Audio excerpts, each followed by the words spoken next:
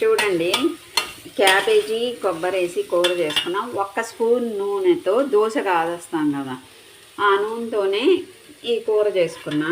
Lighting సరిగ్గా కనబడటం లేదేమో. ఈ కూర చేసుకున్నాను అనమాట.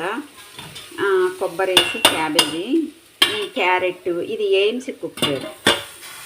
దీంతో మాత్రం చేసుకోవచ్చు ఇలా.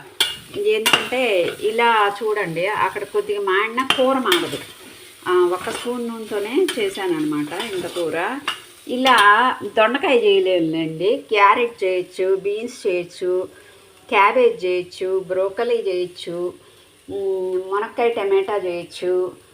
ఈ కూరలన్నీ మనం 1/2 స్పూన్ 1 స్పూన్ నూనెతోటే చేసేయచ్చు అనమాట. సో మీరు ఎవరైనా ఇలాంటివి కొనుక్కోండిలే, ఇది యూజ్ అవుతుంది నూనె తక్కువ వాడాలనుకునే వాళ్ళకి. కాకపోతే దొండకాయ కూర, బెండకాయ కూర అవి ఎక్స్పెక్ట్ చేసి మాత్రం ఈ ఎయిమ్స్ కొనవాకండి. మిగతావి నేను చెప్పాను కదా, పొటాటో ఉడకబెట్టే కూర కానీ, లేదు దొండకాయ క్యాబేజీ, బ్రోకలీ, క్యారెట్, బీన్స్, ఇలాంటి అరటికాయ కూర ఇలాంటివన్నీ చేసుకోవచ్చు. సో ఆ విధంగా యూజ్ అవుద్ది. మీకు చెప్తే మీరు కూడా వండుకుంటారని ఇలా నేను షేర్ చేస్తున్నాను.